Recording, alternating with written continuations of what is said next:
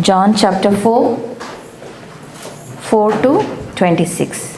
He had to travel through Samaria, so he came to a town of Samaria called Sychar, near the property that Jacob had given his son Joseph. Jacob's well was there, and Jesus, worn out from his journey, sat down at the well. It was about noon. A woman of Samaria came to draw water. "Give me a drink," Jesus said to her, because his disciples had gone into town to buy food. "How is it that you, a Jew, ask for a drink from me, a Samaritan woman?" She asked him, for Jews do not associate with Samaritans. Jesus answered, "If you knew the gift of God and who is saying to you, 'Give me a drink,' you would ask him, and he would give you living water." "Sir," said the woman, "you don't even have a bucket, and the well is deep. So where do you get this living water? You aren't greater than our father Jacob, are you? He gave us the well and drank from it himself, as did his sons and livestock." Jesus said, "Everyone who drinks from this water will get thirsty again. But whoever drinks from the water that I will give him will never get thirsty again. In fact, the water I will give him will become a well of water springing up in him for eternal life." "Sir," the woman said to him, "give me this water so that I won't get thirsty and come here to draw water." "Go, call your husband," he told her, "and come back here." "I don't have a husband," she answered. "You have correctly said, 'I don't have a husband,'" Jesus said, "for you have had 5 husbands, and the man you now have is not your husband. What you have said is true." "Sir," the woman replied, "I see that you are a prophet. Our ancestors worshipped on this mountain, but you Jews say that the place to worship is in Jerusalem." Jesus told her, "Believe me, woman, an hour is coming when you will worship the Father, neither on this mountain nor in Jerusalem. You Samaritans worship what you do not know. We worship what we do know, because salvation is from the Jews. But an hour is coming and is now here when the true worshippers will worship the Father in spirit and in truth. Yes, the Father wants such people to worship him. God is spirit, and those who worship him must worship in spirit and in truth." The woman said to him, "I know that the Messiah is coming, who is called Christ. When he comes, he will explain everything to us." Jesus told her, "I, the speaking to you, am he." Thank you. Good morning and may God's name be glorified. परमेश्वर के नाम की महिमा हो। This amazing passage that we read, a conversation between the Lord Jesus Christ and a broken woman. और यहाँ पर हम एक वो अद्भुत भाग को पढ़ते हैं जहाँ पर हम देखते हैं प्रभु यीशु मसीह उस सामरिया स्त्री से बातचीत कर रहा है। It is Jesus' longest recorded conversation with a single person in Scripture. और अगर देखें तो शब्द अनुसार अगर उसको देखा जाए तो सबसे लंबी बातचीत अगर प्रभु यीशु मसीह ने सुसमाचार में सारे चारों किताब में अगर देखें तो वो इस भाग में है और इस सामरी स्त्री के साथ प्रभु यीशु मसीह ने किया है। This passage is a masterpiece that shows how grace overwhelms the effect of sin.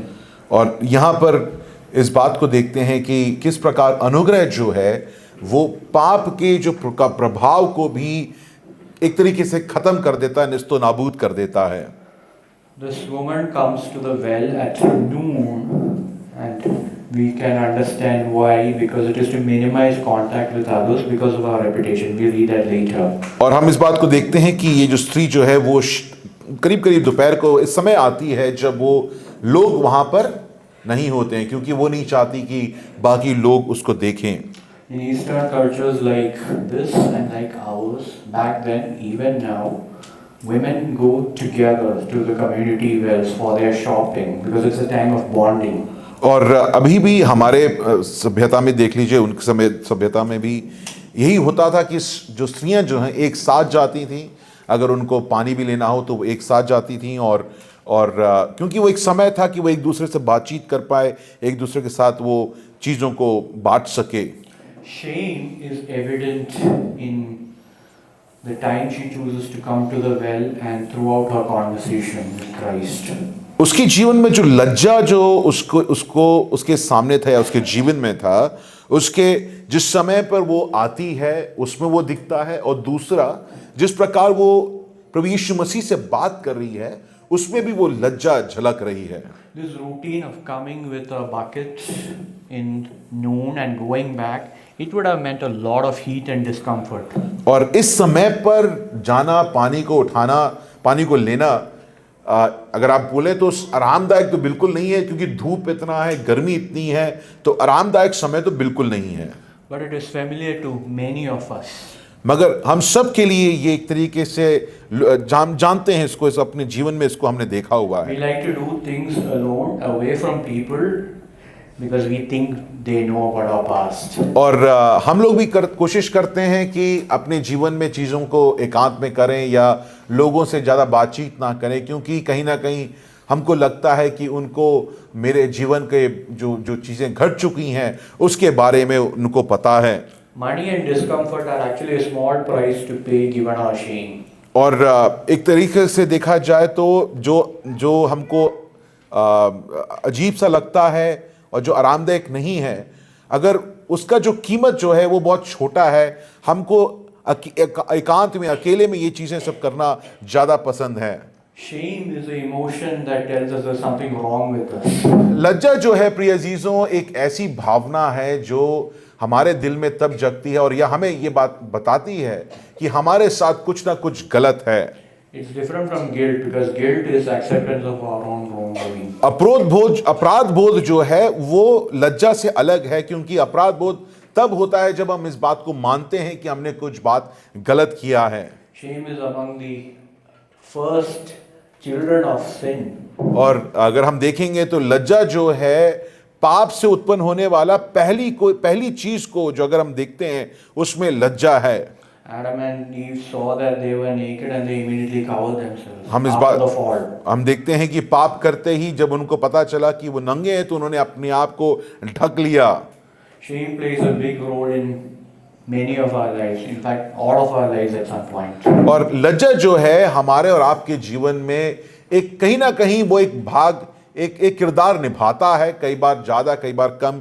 अलग अलग समयों में लज्जा हमारे जीवन में अलग अलग चीज़ों से उत्पन्न होती हैं। Either because of our own sins or the sins of those in our extended community or family. या तो शायद हम अपने खुद के पाप के कारण हम लज्जित हो जाते हैं, या हमारे परिवार में किसी ने पाप किया है उसके कारण हम लज्जित हो जाते हैं। मगर लज्जा कहीं ना कहीं हमारे और आपके जीवनों में प्रवेश करता है और हमारे जीवनों को वो बदल देता है। Shame is also because of the sins of others, when they slander, when they gossip about you, when they make fun of you for the way you look, your complexion, your weight. और कई बार लज्जा जो है इससे भी उत्पन्न होता है जिस प्रकार लोग आपके बारे में बात करते हैं, आपके भूतकाल के बारे में लोग बात करते होंगे, मगर लोग आगे जाकर आप जिस प्रकार दिखते हैं, आपके कद पे, आपके भार पर, अलग अलग चीज़ों, आपके वजन पर, अलग अलग चीज़ों पर लोग मजाक उड़ा सकते हैं और उस कारण आपके और हमारे जीवन में लज्जा उत्पन्न हो सकता है। This country where family and community are big things, the weight of shame is multiplied. और जहां पर हमारे इस सभ्यता में क्योंकि परिवार महत्वपूर्ण है, समुदाय महत्वपूर्ण है, तो लज्जा भी हमारे जीवन में काफी बड़ा किरदार को निभाता है। Last week we heard about the flood being an instrument of judgment from Genesis 7. हमने उत्पत्ति उसकी 7वें अध्याय से हमने देखा किस प्रकार प्रलय जो है परमेश्वर के हाथों में एक न्याय का एक साधन के रूप में हमने देखा। This week in John 4 we see a flood that gives life and liberation. मगर आज हम लोग यहाँ पर यूहन्ना 4 अध्याय में एक ऐसे प्रलय को देखेंगे जो हमें ना सिर्फ आज़ादी देता है मगर हमको जीवन भी प्रदान करता है। I would like to call this sermon When Living Water Floods a Well of Shame.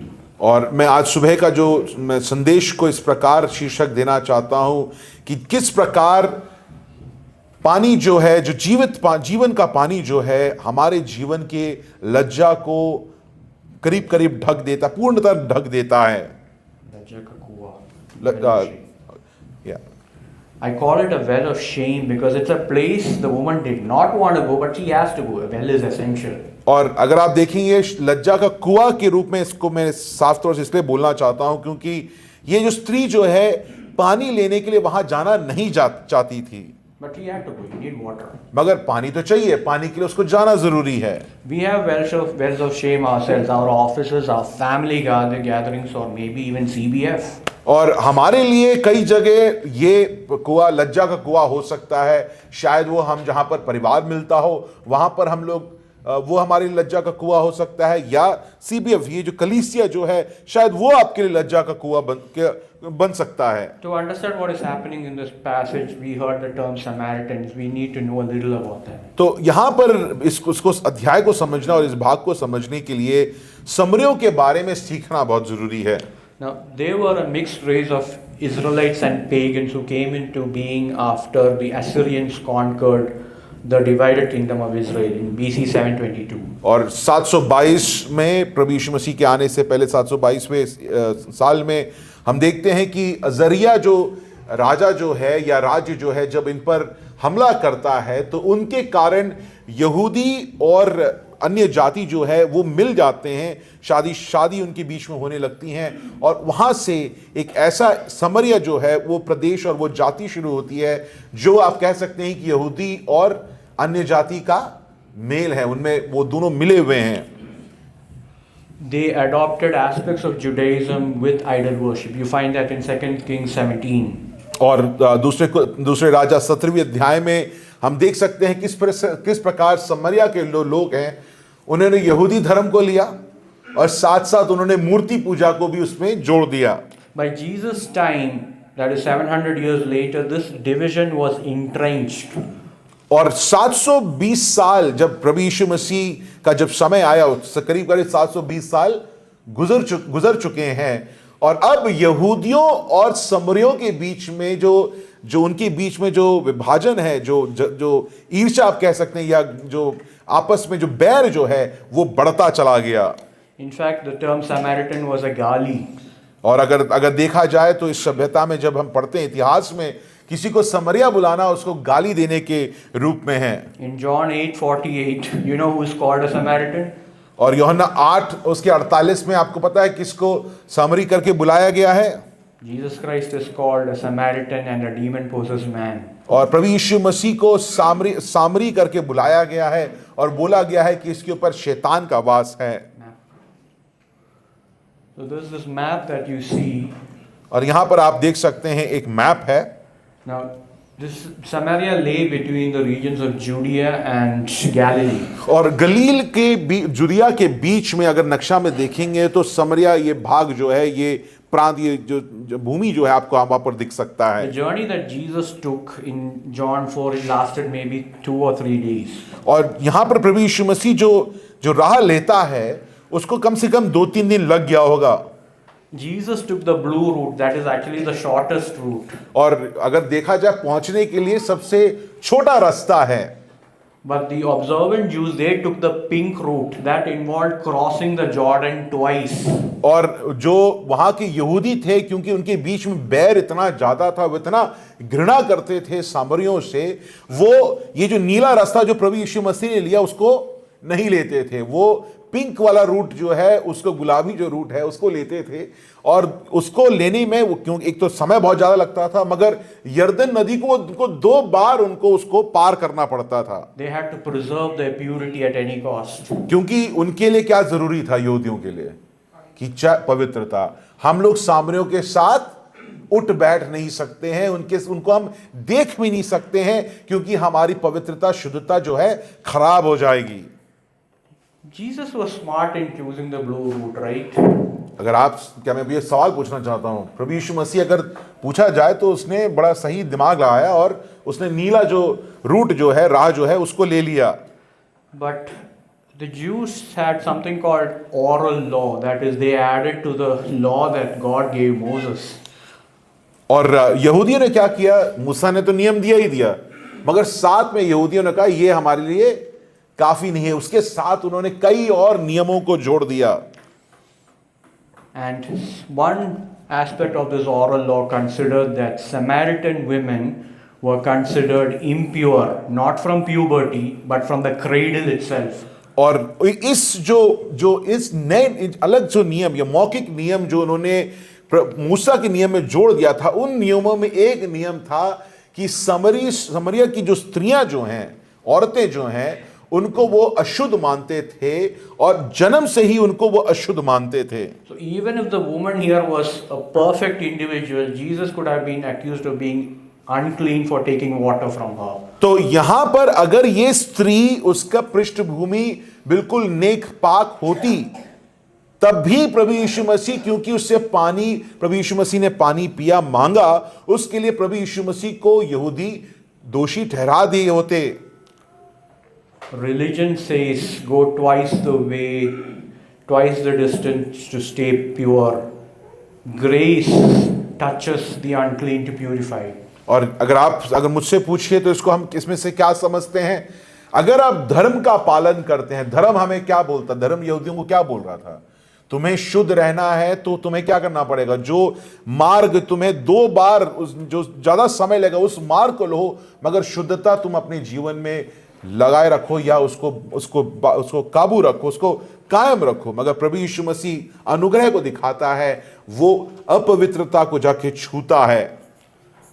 Now in verse 27, the disciples, we didn't read, the disciples are surprised that Jesus talked to a woman. और 27वीं आयत में यहां पर देखते हैं, जो चेले जो हैं वो खुद चकित हैं कि प्रभु यीशु मसीह एक सामरी स्त्री से बात कर रहा है. Because at that time it was very uncommon for rabbis or teachers to talk to women. It was considered a waste of time. और यहूदी जब इस समय को जब ये लिखा गया है, रब्बाइयों को या जो वचन सिखाते थे, उनको सभ्यता में कुछ इस प्रकार था कि वो स्त्रियों से ही नहीं बात करते थे, उनको वो एक समय गंवाने के रूप में उसको देखते थे.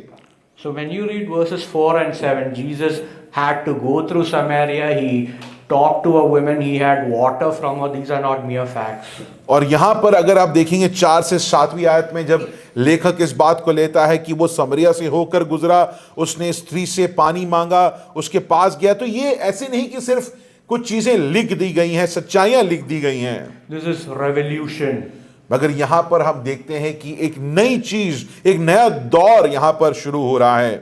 If you struggle with shame, अगर आप अपने जीवन में प्रिय अजीजों लज्जा से प्रभावित हैं और लज्जा आपके जीवन में आप चीजों से लेके लज्जित हैं, realize that Jesus is a bulldozer of grace who tore down a fortress of prejudice that was 700 years old. और यहां पर हम अगर आप देखिए प्रभु यीशु मसीह के पास आप आइए, क्योंकि वो एक तरीके से आप उसको अनुग्रह का बुलडोजर कह सकते हैं, जो कि 720 साल से जो यहां पर बैर और जो उनके बीच में जो ईर्ष्या थी, जो भी बैर की बातें थी, उनको प्रभु यीशु मसीह उस अनुग्रह से पूर्णतः ढा देता है.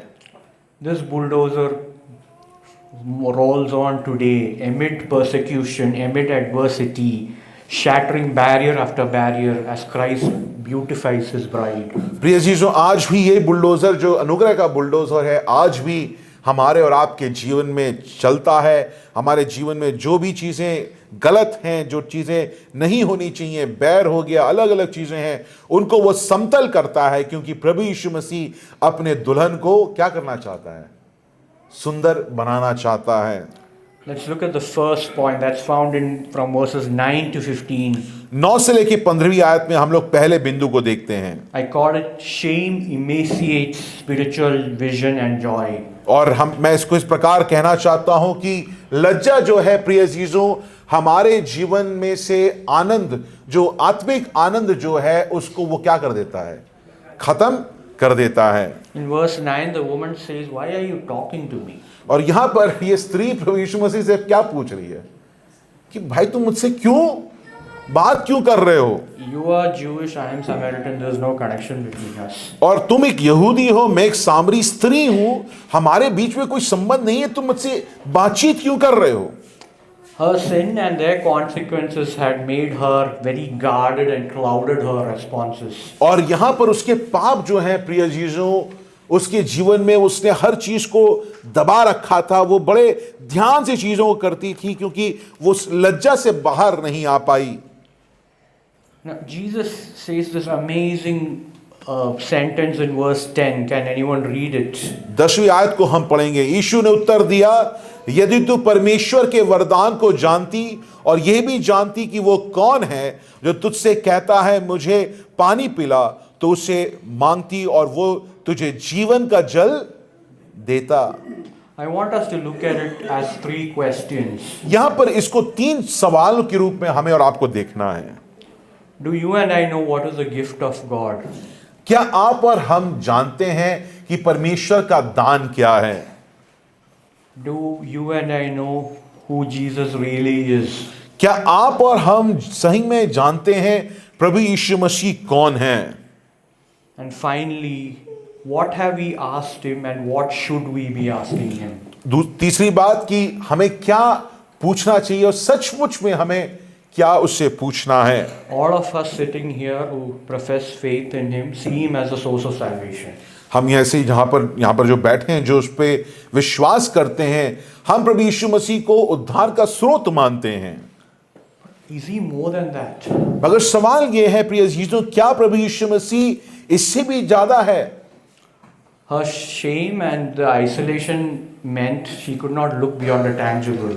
और यहाँ पर देखिए क्या होता है, क्योंकि उसके जीवन के पृष्ठभूमि के कारण और उससे होने वाले लज्जा के कारण वो प्रभु यीशु मसीह और उसके जो उसको दिख रहा है उसके आगे वो देखने के लिए राजी बिल्कुल नहीं है। उसको देखना ही नहीं है कि उसके सामने सचमुच कौन खड़ा है।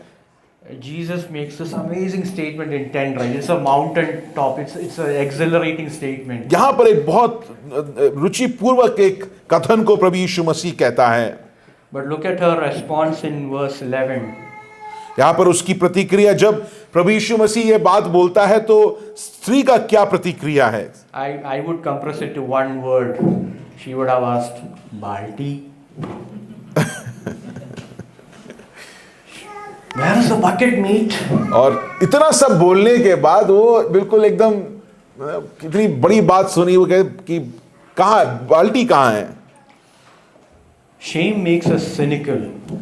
प्रिय चीजों, इस बात को हम भूलिए मत कि लज्जा जो है हमारे जीवन में हर चीज पर हम को शंका करने के लिए प्रभावित करता है। उसका भार कुछ इस प्रकार है कि हम शक्की मिजाज के लोग बन जाते हैं।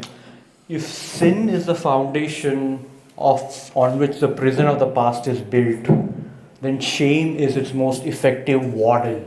और अगर हमारे जीवन में प्रिय अजीजों हमने पाप के आधार पर हमने अपने लिए एक कैदी घर को बना लिया है, कारागार को अगर हमने बना लिया है और पाप उसके आधार है, तो प्रिय अजीजों लज्जा जो है क्या है? जेलर साहब है वो। क्योंकि अगर कारागार में हम आ चुके हैं तो लज्जा जो है, जो जेलर साहब है, वो हमको कभी बाहर निकलने नहीं देगा। Shame creates a way of life in this prison.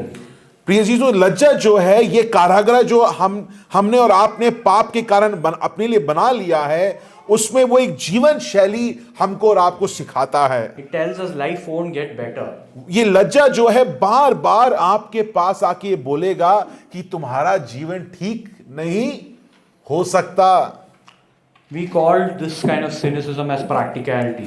और कभी कभी हम ये जो शक्की मिजाज जो है या हर चीज को एक नकारात्मक रूप से देखने का जो तरीका है, इसको हम क्या बोलते हैं अपने आप को सांत्वना देने के लिए कि मैं बहुत ही हर चीज को बड़े ध्यान से प्रायोगिक व्यक्ति हूं, मैं ऐसे चीजों को अपने जीवन में नहीं लेता हूं। How is Jesus and his word relevant for my bucket of professional responsibility? What can I do to upgrade myself and make my family proud? और ये सवाल फिर आप पूछने लगते हैं कि मुझे क्या ऐसे करना चाहिए जिससे कि मैं अपनी चीजों को बदलूं, जिससे कि मुझे और मेरे परिवार को मान मिल पाए। will this Jesus heal the pain and the insults that I have felt all these years? सवाल ये हम लोग पूछ बैठते हैं कि जो मैंने अपने जीवन में त्रासदियों को झेला है, मेरे जीवन में मैंने जो दुख दर्द लज्जा पाप और उसके अलग अलग परिणामों को झेला है, क्या प्रभु यीशु मसीह इनको मेरे जीवन में इसको सुधार सकता है, या प्रभु यीशु मसीह क्या इसको चंगा कर सकता है? Shame is not just for the unsuccessful. प्रिय चीजों, लज्जा जो है वो सिर्फ उन लोगों के लिए नहीं है जो अपने जीवन में विफल रहे हैं।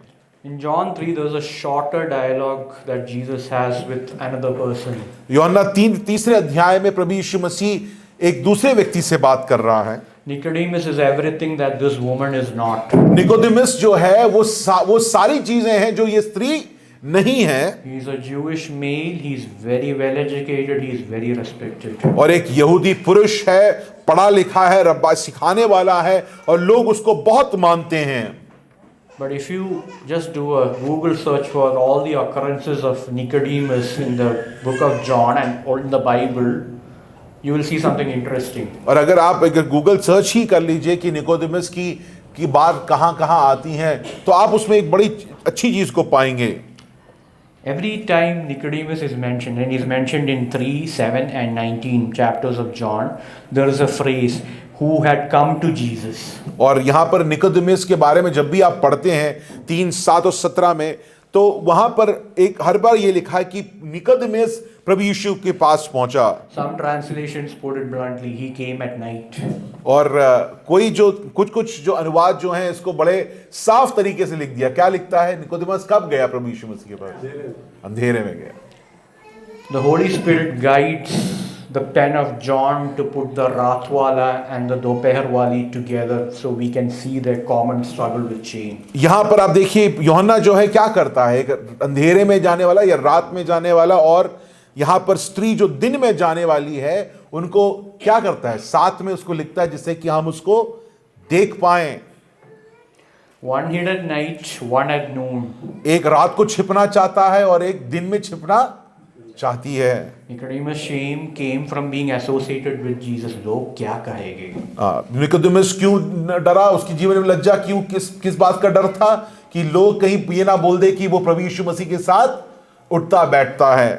The woman's shame was लोग सिर्फ मेरे ही बात करते हैं। और स्त्री का ये था कि लोगों का काम ही क्या है कि बात करना, और वो बात करेंगे। Shame is a common master to many of us. प्रिय चीजों, कई बार हम इस बात को समझते नहीं हैं, हमारी दिल की ये जो भावना को हम समझते नहीं हैं, मगर वो लज्जा है जो आप और हम अपने जीवन में, हमारे जीवन की कई अलग परिस्थितियों से जो उत्पन्न हुई है, वो लज्जा है जिससे आप और हम जूझते हैं दिन भर दिन।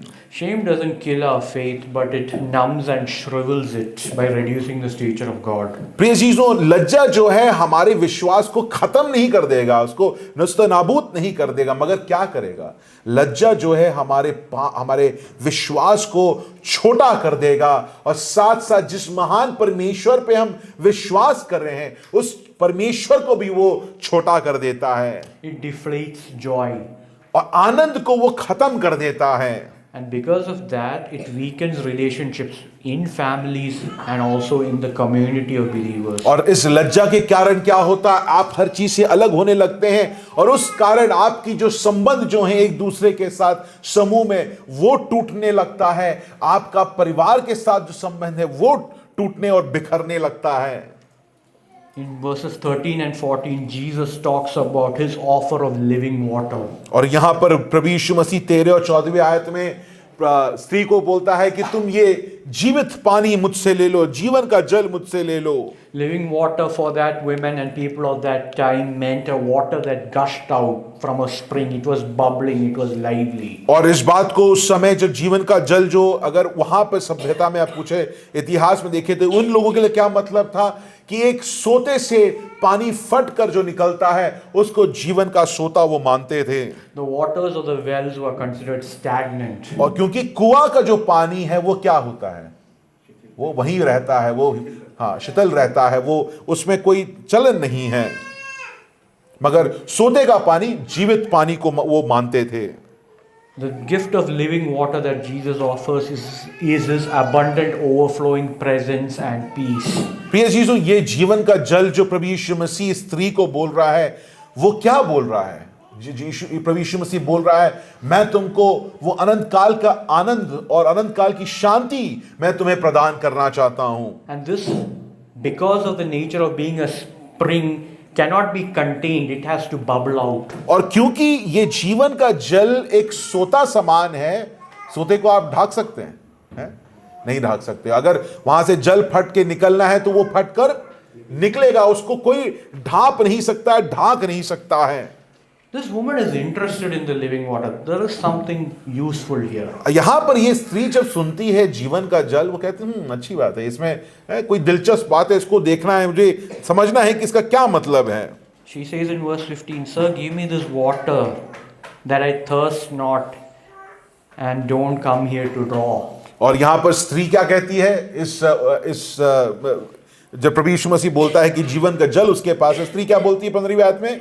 स्त्री ने उससे कहा, हे प्रभु, वो जल मुझे दे ताकि मैं प्यासी ना हूं और जल भरने को इतनी दूर ना आऊं. She wants the blessing, but she wants it via the Swiggy Genie option. और यहां पर वो ये आशीष को अपने जीवन में चाहती है, मगर वो चाहती है कि अलग एक किसी माध्यम से और जल्द में उसको ये मिल जाए. She wants it delivered to home. और वो चाहती है कि वो ये चीज बैठे बैठे उसके घर में उसको मिल जाए. Shame makes us look inward. It cuts community out. प्रिय चीजों, लज्जा जो है, आपको ये ध्यान देना है, आपको ये बात समझनी है. लज्जा जो है आपको आपके समुदाय से, आपको अपने भाई बहन से, अपने परिवार से दूर करती है. We cut out fellowship because we just can't trust based on past hurt. हमारे जीवन में हुए हुए त्रासदियों और हमारे जीवन में हुए मुश्किलों के कारण क्या होता है? हम दूसरों पे आराम से विश्वास नहीं कर पाते, हम भरोसा नहीं करते हैं. हमारे दिल में कहीं ना कहीं एक शक हमारे दिल में उत्पन्न रहता है. Shame does not take us out of church, but it often takes church out of our hearts. प्रिय जीजों, लज्जा जो है शायद हमको कलीसिया से बाहर ना ले जाए, मगर हमारे दिल में से जो समुदाय है उसको क्या कर देता है? उसको वो बाहर निकाल देता है. By definition itself, we should understand that the living water that Christ offers is not an aquaguard unit for use at our homes. और यहाँ पर प्रभु यीशु मसीह जीवन का जल उस या स्त्री को जो दे रहा है, वो कोई एक्वागार्ड का या बोतल का पानी नहीं जिसको आप घर में रख लेते हैं. It is meant for public interest. It is meant to be poured out and to touch others. और ये पानी जब आपको दिया जाता है प्रिय अजीजों, एक सोते के समान है जो आपसे बाहर निकलकर क्या होगा? दूसरों को भी वो आशीष का कारण वो बनेगा. आप उसको लेकर घर पर नहीं बैठ सकते हैं. We see the second point from verses 15 to 18. 15 से लेके 18वीं आयत में दूसरा बिंदु को हम देखते हैं. I call it Jesus reorients spiritual sight at the well of shame. यहाँ पर जो लज्जा का जो कुआं है, वहां पर प्रभु यीशु मसीह वो जो आत्मिक दृष्टिकोण को एक नए तरीके से इस स्त्री के लिए बना देता है. वो उसकी जीवन के आत्मिक आंखों को बदल देता है. Can we read verses 15 and 16? 15वीं आयत और 16वीं आयत को हम पढ़ेंगे. आप सबके पास बाइबल है? उसकी हम क्या पढ़ रहे हैं? यूहन्ना 4 अध्याय उसकी 15वीं और 16वीं आयत. स्त्री ने उससे कहा, हे प्रभु, वो जल मुझे दे ताकि मैं प्यासी ना हूं और ना जल भरने को इतनी दूर आऊं. यीशु ने उससे कहा, जा अपने पति को यहां बुला ला. You notice one very small word there. आप यहां पर एक छोटे से एक शब्द को क्या आप देख रहे हैं? She doesn't want to come here. So Jesus tells her, call your husband, come here. और यहां पर वो कहां पर नहीं आना चाहती है? कुएं पर वो नहीं आना चाहती है. मगर प्रभु यीशु मसीह क्या कहता है? तुम तो आओ साथ में अपने पति को भी यहां लेके आओ. Jesus is God. He knows her life situation, right? प्रभु यीशु मसीह इस स्त्री के जीवन के बारे में जानता है. Why would he tell her this? ये चीज प्रभु यीशु मसीह उसको क्यों बोलेगा कि तुम अपने पति को भी लेकर यहां पर आओ? I see two reasons. यहां मैं दो कारणों को देखता हूं. First, here the well of shame is where he is. और यहां पर लेके आओ, ये जो स्थान जो है, यहां पर जो लज्जा का जो कुआं है, वहां पर कौन बैठा है? प्रभु यीशु मसीह बैठा है। और इसलिए वो कहता है तुम अपने पति को भी यहां लेके आओ। When we go to our wells of shame, our workplaces, our difficult family settings, and we struggle with all those emotions, where do you think Jesus is? प्रिय जीसो, जब हम अपने जीवन के लज्जा के कुओं में जाते हैं, शायद वो हमारे नौकरी का स्थल हो सकता है, परिवार के जन हो सकते हैं, सीबीएफ कलीसिया हो सकती है, मैं सवाल ये पूछना चाहता हूं, इन सब जगह, इन कुओं में प्रभु यीशु मसीह कहां पर है? She did not come to see Jesus at the well, he came there. If he came to her well of shame, he comes to yours and mine. प्रिय जीसो, इस बात को याद रखिए, क्या सामरिया जो स्त्री थी, क्या वो प्रभु यीशु मसीह के पास गई? नहीं। कौन गया? प्रभु यीशु मसीह समरिया स्त्री के जो इस समरिया स्त्री के पास गया। कहने का तात्पर्य यह है प्रिय अजीजों, प्रभु यीशु मसीह समरिया स्त्री के लज्जा के कुएं पे जाता है। उसी प्रकार आज भी प्रिय अजीजों, प्रभु यीशु मसीह आपके और हमारे लज्जा के जो कुएं जो हैं उस पर वो स्वयं आता है। Many of us have very disturbed family settings. We have brothers who don't keep in touch with us. प्रिय अजीजों, हमारे और आपके जीवन में बहुत सारे पारिवारिक समस्याएं हैं। हमें से ऐसे कई हैं जिनके शायद भाई एक दूसरे से, ये भाई एक हमसे बात नहीं करते हैं। In 2004 there was a popular Hindi movie, मैं हूं ना। और 2004 में मैं हूं ना करके एक मूवी निकली। In that an older brother goes searching for his younger brother and wants to reconcile and rescue him. और जो भाई है अपने छोटे भाई को ढूंढने निकलता है। कहानी कुछ इस प्रकार है, और ढूंढकर उसके साथ वो वापस एक संबंध को पारित करने की कोशिश करता है। Our older brothers may be ashamed to see us in our well of shame. और आज शायद हमारे बड़े भाई या हमारे भाई लोग जो हैं हमसे शायद बातचीत इसलिए नहीं करना चाहते होंगे क्योंकि वो उस लज्जा को देखते हैं और अपने आप को दूर रखना चाहते हैं।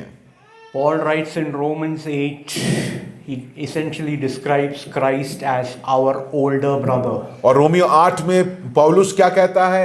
पौलुस प्रभु यीशु मसीह को बड़े भाई के रूप में वहां पर वर्णित करता है।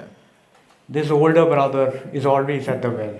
प्रिय अजीजों, इस बात को हमें आपको समझना है कि ये जो बड़ा भाई जो है वो हर वक्त उस लज्जा के कुएं में के सामने उसके पास वो खड़ा रहता है।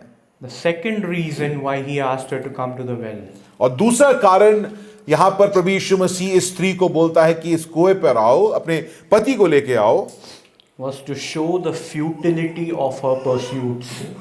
प्रभु यीशु मसीह इस बात को स्त्री को दिखाना चाह रहा था कि तुम जो भी करना चाह रहे हो उसका कोई अर्थ नहीं है, वो व्यर्थ है।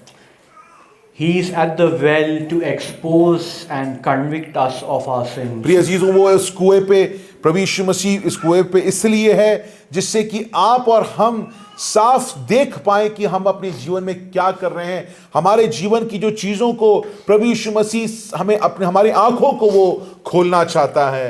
J.C. Ryle describes Jesus' words in verses 16 to 18. The woman felt her spiritual disease was discovered. For the first time in her life, she saw herself. और यहाँ पर जेसी रायल इस बात को कहता है 16वीं और 18वीं आयतों के बीच में, पहली बार सामरिया स्त्री को समझ में आता है कि वो, क्योंकि प्रभु यीशु मसीह ने उसकी आंखों को खोला, तो पहली बार वो अपने जीवन में सचमुच अपने आप को देख पाती है। Now, shame wouldn't be such an effective warden if this woman immediately fell down, oh, I give up. और लज्जा जो है वो एक कामयाब जेलर नहीं होगा अगर इस कहानी में सामरिया स्त्री, जैसे प्रभु यीशु मसीह ये बोलता है, तुरंत कहती है कि मैंने गलती मैं मान गई, मैं अपने जीवन को बदल लूंगी। ऐसा नहीं होता है। तो लज्जा जो है वो एक कामयाब जेलर है। She uses a defense mechanism. यहां पर जब प्रभु यीशु मसीह इस बात को बोलता है तो वो कोशिश करती है उसको अलग तरीके से उसके सामने बात रखने की। In verse 17, she says, I have no husband. वो 17वीं आयत में क्या बोलती है? स्त्री ने उत्तर दिया, मैं बिना पति के हूं। यीशु ने उसे कहा, तो हाँ, Now, is she lying? क्या यहां पर वो स्त्री झूठ बोल रही है? See, we can't decide ourselves. She is in the no man's land between lies and truth. और यहां पर एक ऐसे स्थान पर है जहां पर वो झूठ और सच्चाई के बीच में कहीं वो फंसी हुई है। Many of us have said, "Oh, brother, I couldn't come on Sunday morning because I woke up late, I had a bad headache." That is fact. हमारे बीच में भी हमसे कई बार ये बात बोलते हैं, जब लोग आते नहीं तो बोलते हैं कि सुबह मैं देर से उठा और मुझे सरदर्द है। सच्चाई हो सकती है, सच्चाई है, होगी भी। But the full truth is, I had a bad dust up with the wife and the kids, and I had to binge watch till 4 a.m. और सच्चाई कई हो सकते हैं। एक हो सकता है कि सुबह सुबह उठकर पत्नी के साथ कुछ सुंदर शब्दों का आदान प्रदान हुआ होगा, बच्चों के साथ समय पर ना निकलने पर उन पर गुस्सा हुआ होगा, या सुबह 4 बजे तक गेमिंग कर रहे होंगे और टीवी नेटफ्लिक्स में चीजें देख रहे होंगे। सच्चाई और बहुत कुछ हो सकती हैं। We like the no man's land between truth and lies because it helps us to stay hidden. हम लोग ये जो सच्चाई और झूठ के बीच का जो क्षेत्र जो है उसमें रहना बहुत पसंद करते हैं। We are happy because we think we are not telling lies. और हमें इसलिए ये जगह पसंद है क्योंकि हमको लगता है कि टेक्निकली मैं झूठ नहीं बोल रहा हूं।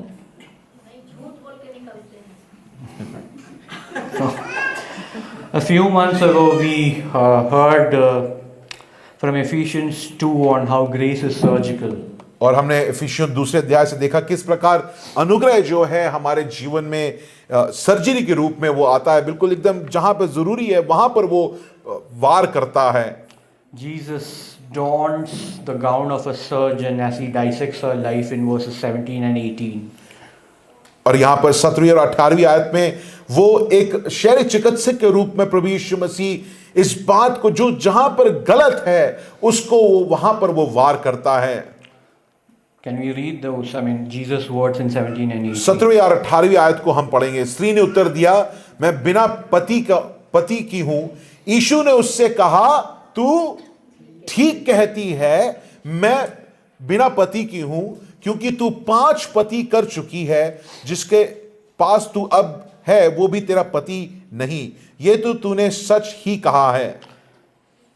Jesus uses something called a truth sandwich. He says, "Here, what you said is right," and he concludes verse 18, "You have said the truth," and in between is the harsh reality. यहां पर प्रभु यीशु मसीह एक सच्चाई का जो sandwich होता है उस प्रकार इस कथन को रखता है। वो सच्चाई को पहले बोलता है कि तू ठीक कहती है, और आखिर में भी क्या बोलता है, तू सच कहती है। मगर इस दो सच्चाई के बीच में वो एक अपनी सच्चाई को, प्रभु यीशु मसीह एक अपनी सच्चाई को बीच में रखता है। He lists out, your life is one big mess. You have no identity. और यहां पर वो एक सच्चाई प्रभु यीशु मसीह क्या बोलती है स्त्री को, कि सचमुच में तुम्हारा कोई जीवन नहीं है, तुम्हारी कोई अपनी पहचान नहीं है। Why did Jesus want her to return? प्रभु यीशु मसीह क्यों चाहता था कि ये स्त्री अब वापस कुएं पे आए? John Piper says it was to point out a thirst that even she didn't know she had. प्रिय जीजों, जॉन पाइपर इस बात को कहता है कि प्रभु यीशु मसीह उसको वापस वो कुएं पे लेके बुलाता है, क्योंकि प्रभु यीशु मसीह उसको दिखाना चाहता था कि उसके जीवन में एक ऐसी प्यास है जो वो खुद समझ नहीं पाएगी, खुद उसको वो पहचान नहीं पाएगी। He wanted to redeem her there, and he wants to do the same to you and me at our wells of shame. प्रिय जीजों, प्रभु यीशु मसीह ये नहीं बोलता कि तुम यहां पर आओ, मैं तुम्हें उद्धार दूंगा, तुम ये पर्वत चढ़ो, तुम वो काम करो। नहीं, प्रभु यीशु मसीह उसको जो उसके कुएं पे जहां पर वो थी वहीं पर प्रभु यीशु मसीह उससे मिलता है और उसको चंगा करने के लिए वो तैयार होता है। प्रिय जीजों, उसी प्रकार हमारे जीवन में भी हमारे लज्जा के जो कुएं पे प्रभु यीशु मसीह आकर हमें चंगा करने के लिए तैयार खड़ा है। There's no place of our lives that he does not want to touch. प्रिय जीजों, हमारे जीवन में की ऐसी कोई भी क्षेत्र नहीं, ऐसी कोई भी बात नहीं, ऐसी कोई त्रासदी नहीं, ऐसी कोई बीते बात नहीं जिसको प्रभु यीशु मसीह छूकर चंगा नहीं करना चाहता हो। But shame doesn't give up. परंतु मैंने क्या बोला है, लज्जा कौन है? एक जेलर है जो कि कभी हमको अपने कारागृह से बाहर निकलने नहीं देता है। So in verse 19, she jumps to theology. और 19वीं आयत में ये बात सुनकर ये स्त्री जो है वो थियोलॉजी को, प्रभु यीशु मसीह को ही समझा देती है।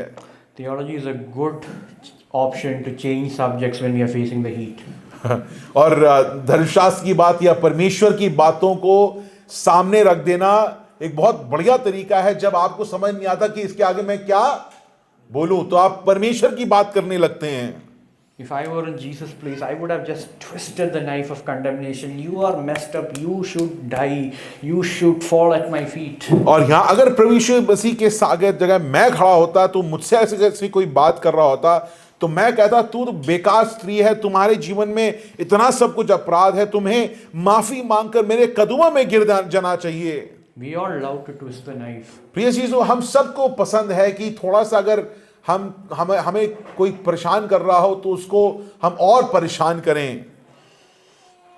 Jesus does something stunning. मगर तो प्रभु यीशु मसीह यहाँ पर एक बहुत अद्भुत चीज करता है। I usually sit at the back. I see Parth. मैं पीछे बैठता हूँ, मैं कई बार पार्थ को देखता हूँ। If you have seen how Parth is, he doesn't sit still for more than 2 minutes. 2 minute से ज्यादा पार्थ ना अपने चेयर पर नहीं बैठता, कहीं पे भी नहीं बैठेगा। And so Gyan and Deepa have to run around with him. और ज्ञान और दीपा को बार बार बारी बारी लेकर उसको संभालना पड़ता है। The same way Jesus Christ runs along with this woman because his target is our soul. His what? His target is our soul. यहाँ पर प्रभु यीशु मसीह जब यहाँ स्त्री क्या कर रही है, यहाँ पर 20वीं आयत को 19वीं आयत में क्या करने की कोशिश कर रही है? वो बचकर निकलना चाह रही है। और प्रभु यीशु मसीह क्या कहता है? कोई बात नहीं, चलो, या तो उसको अपराध दे दिया या उसको बोल दे तुम निकलो यहां से। नहीं, प्रभु यीशु मसीह इस स्त्री के साथ साथ भागता है। जहां पर वो भागने की कोशिश कर रही है, प्रभु यीशु मसीह भी उसके साथ भाग रहा है, क्योंकि प्रभु यीशु मसीह का लक्ष्य, प्रिय जीजों, इस स्त्री की आत्मा थी, उसका जीवन प्रभु यीशु मसीह का लक्ष्य था। He redeems those imprisoned by shame through revelation. We find that in verses 20 to 26. This is the third point. और तीसरा जो बिंदु जो है, प्रिय जीजों, वो इस लज्जा से इस स्त्री को बाहर निकालता है Through revelation. और ये प्रकाशन के द्वारा प्रभु यीशु मसीह स्त्री को बाहर निकालता है। If you look at verses 20 to 26, they are both fascinating and frustrating to read. 20 से लेके आयतें, जो 26वीं आयतें जो हैं, वो दिलचस्प भी हैं, मगर साथ साथ आपको समझ नहीं आ रहा था यहाँ पर चल क्या रहा है। In verse 21, the woman says, no, in verse 20 she says, "You Jews worship here, we Samaritans there." और यहाँ पर 20वीं आयत में वो कहती है, तुम्हारे बाप दाऊ तो वहां पर आराधना करते हैं, हम यहाँ पर आराधना करते हैं।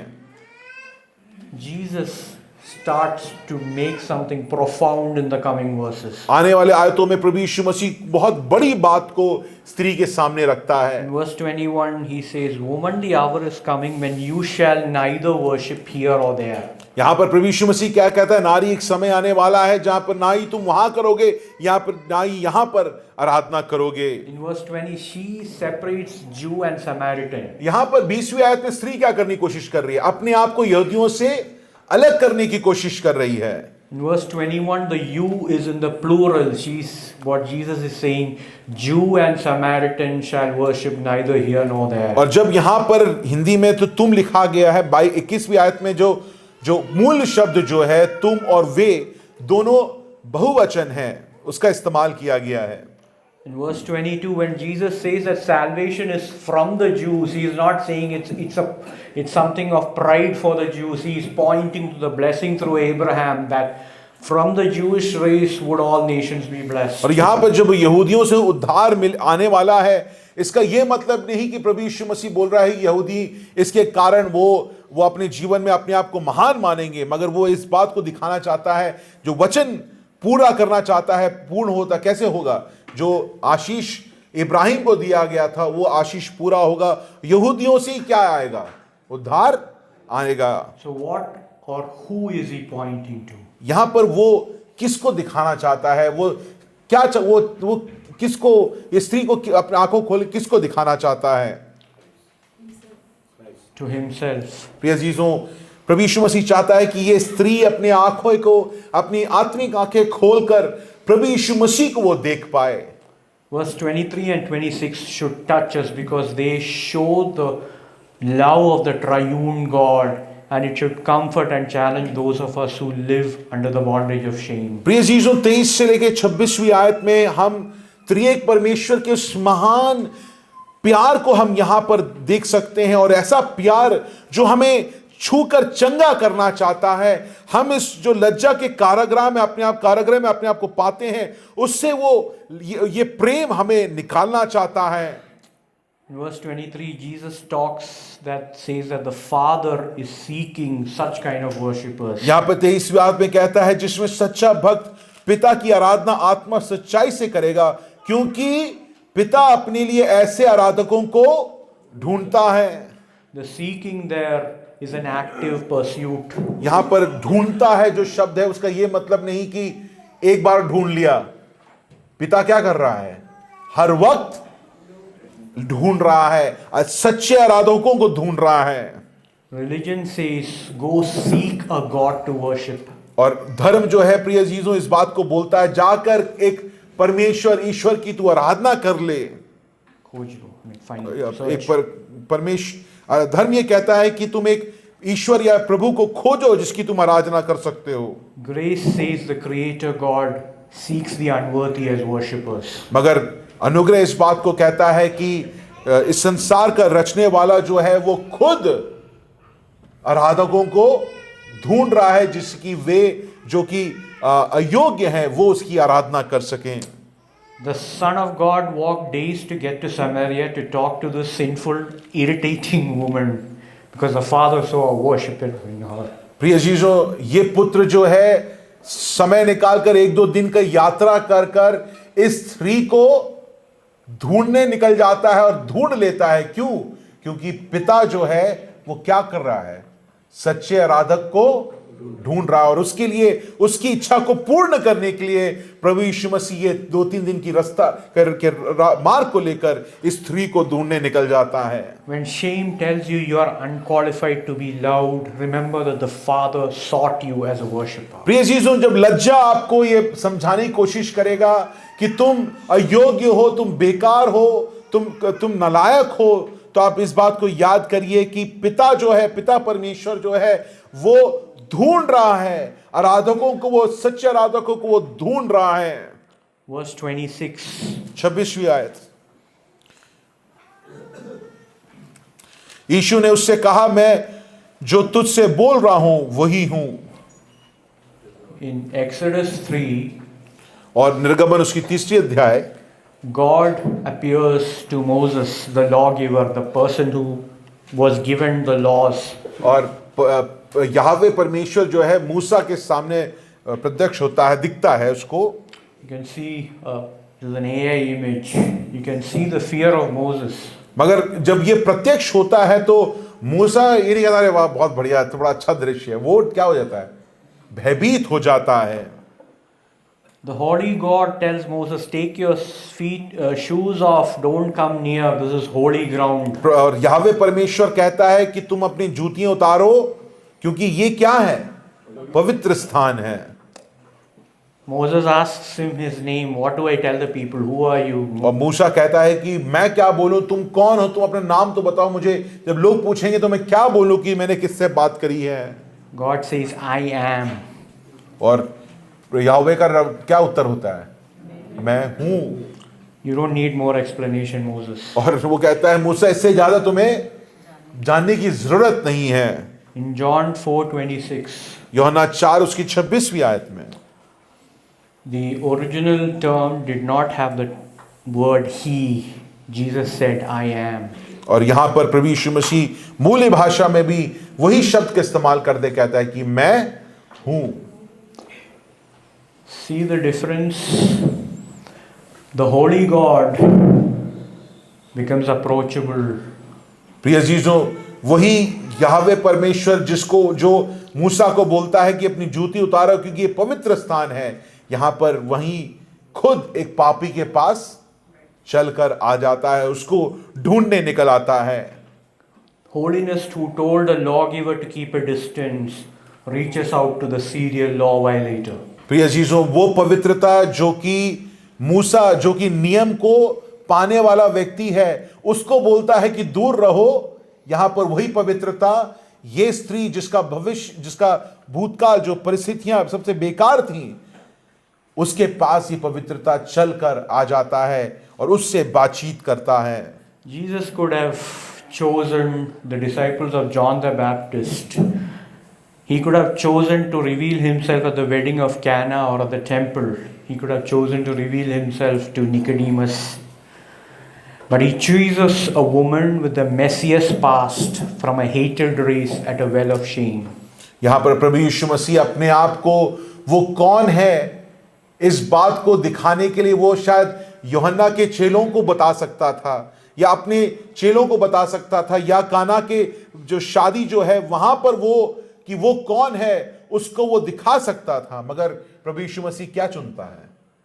एक ऐसी स्त्री को वो चुनता है जिसका भूतकाल जो है वो बिल्कुल खराब है, और उस स्त्री के सामने, उस वक्त को और उस स्त्री को प्रभु यीशु मसीह चुनता है क्या करने के लिए? अपने आप को प्रत्यक्ष करने के लिए। This is grace at its most amazing, grace that is violent in its tenderness, grace that has the power to drown shame. प्रिय जीजों, ये अनुग्रह की उच्च सीमा को आप देखिए, उस सर्वोच्च उस अनुग्रह को आप देखिए, जहां पर अनुग्रह जो है वो लज्जा को निस्तो नाबूद कर देता है। This revelation makes her drop her bucket. The bucket was an instrument of sustenance and identity for her. ये जो अनुग्रह जो है, वो जो बाल्टी के पीछे वो परेशान थी, ये अनुग्रह उसके जीवन से, वो अनुग्रह उसको इसलिए वो उसको सक्षम करता है कि वो उस बाल्टी को वो छोड़ दे। Verse 28 records this basically meaningless fact. She dropped her bucket and went to town. और यहाँ पर आप देखेंगे 28 आयत में क्या लिखा है, तब स्त्री ने अपना घड़ा छोड़कर नगर में चली गई। She had received a new identity and she tells her townspeople. Some scholars call her the first evangelist. और यहाँ पर वो घड़ा जो कि उसके जीवन के लिए महत्वपूर्ण था, एक समय पर उसकी जीवन को चलाने के लिए पानी की जरूरत को पूर्ण करने वाला घड़ा जो था, उसको वो क्या करती है? वहां पर छोड़ देती है और नगर में जाकर चुप रहती है? नहीं, नगर में जाकर वो प्रचार करती है। और लोग कहते हैं कि कई लोग इस बात को मानते हैं कि वो ये पहली प्रचारक है जो सुसमाचार को लेकर गई है। Yesterday we heard that there is danger in considering grace as understandable and common. Grace is always meant to amaze and shock us. प्रिय चीजों, आप अनुग्रह को, हमने कल सुना कि कई बार ऐसे होता है कि हमको लगता है अनुग्रह बड़ा सामान्य है, उसमें कोई बड़ी बात नहीं है। मगर अनुग्रह को जब आप ध्यान से देखेंगे तो वो आपको और हमें अचरज में डालने वाली चीज होनी चाहिए। If we don't find grace amazing, we will need protection for somewhere. And that means giving the jailer an NOC to build more walls for our prison. प्रिय जीजों, अगर हम इस अनुग्रह को अद्भुत नहीं पाते हैं, इसको महान नहीं देख पाते हैं अपने जीवन में आज, तो प्रिय जीजों, आपने अपने कारागृह के चाबी को लज्जा जो जेलर है उसको दे रखा है, और उस जेलर से बोला है इस कारागृह के दीवालों को और ऊंचा करो और मोटा करो कि कहीं गलती से मैं बाहर ना निकल जाऊं या निकल जाऊं। And shame is a very efficient contractor, better than all the sarkari and private contractors. और जो लज्जा जो है बहुत ही बढ़िया एक कॉन्ट्रैक्टर है, वो हमारे बाकी कॉन्ट्रैक्टरों की तरह नहीं। Jesus began this dialogue with a request for water around the 6th hour. छठवें समय पर हम देखते हैं भोर के समय पर प्रभु यीशु मसीह स्त्री से पानी मांगता है। In John 19 he would thirst again around the 6th hour. और उसी समय पर यूहन्ना 19वीं आयत में प्रभु यीशु मसीह को फिर से प्यास लगती है।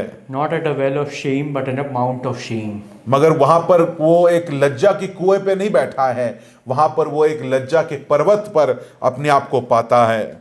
His instrument of purpose was not a bucket but the cross. और उसको पूरा करने के लिए उसके पास कोई घड़ा नहीं था, उसको मगर उसके सामने एक क्रूस को आप वहां पर देखते हैं।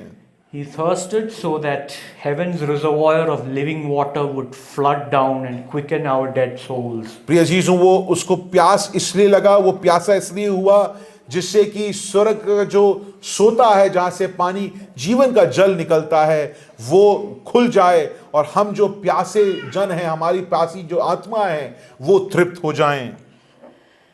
This presence of Christ empowers us to Yes, yes. drop the buckets that give us purpose. प्रिय अजीजों, ये जो प्रभु यीशु मसीह है, ये हमारे जीवन में आकर हमने जो अलग अलग घड़ों को बना रखा है, प्रिय अजीजों, उसको फेंक देने के लिए हमें तत्पर करता है। I'm going to close here. Shame is not easy to live with and it does not go away easily. प्रिय अजीजों, लज्जा जो है कोई ऐसी चीज नहीं जिसके साथ आप आराम से जी सकते हैं। वो आपके साथ ठहरती है, वो आपको आराम से नहीं छोड़ती है। Many of us have been shaped by shame, perhaps for generations, and have become रातवालास and दोपहरवालीस। और यही इस लज्जा के कारण, प्रिय अजीजों, क्योंकि हम इस लज्जा में जिए हैं, इसी को हमने देखा है, तो हम लोग क्या बन गए हैं? हम लोग ये छिप कर जीने वाले लोग बन गए हैं। ये रात वाला जो निकोदेमस है और दिन वाली स्त्री के रूप में हम और आप अपने जीवन को जीते हैं। This passage reminds us that Christ has broken down the jail cell. We just need to walk out. प्रिय अजीजों, ये अध्याय हमें सिखाता है कि प्रभु यीशु मसीह ने ये जो लज्जा का जो कारागृह है, उसको क्या कर दिया है? तोड़ डाला है, उसको नष्ट कर दिया है। मगर अब हमारे ऊपर है कि हम उस कारागृह से बाहर निकलना चाहते हैं कि नहीं।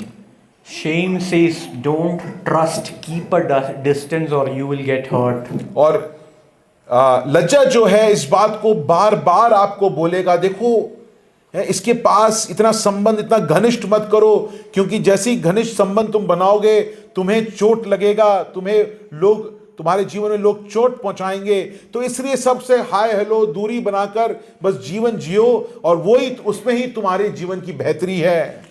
But remember that your big brother, the I am, is at your well. मगर प्रिय अजीजों, इस बात को मत भूलिए, आपका बड़ा भाई जो कहता है मैं हूं, वो आपके लज्जा के कुएं पे के सामने, उसके पास वो खड़ा है। He says, मैं हूं ना। और वो कहता है कि मैं हूं ना। Let us delight in the living water and the freedom that he gives. प्रिय अजीजों, वो जो आजादी प्रभु यीशु मसीह हमें देता है, जो कारागृह, लज्जे के कारागृह को वो नहस कर देता है, प्रिय अजीजों, उस आजादी को आप और हम हाथों से प्राप्त करने के लिए अपने आप को तैयार करें, अपने आप को तत्पर करें। May God bless you all. प्रिय अजीजों, परमेश्वर आपको आशीषित करे।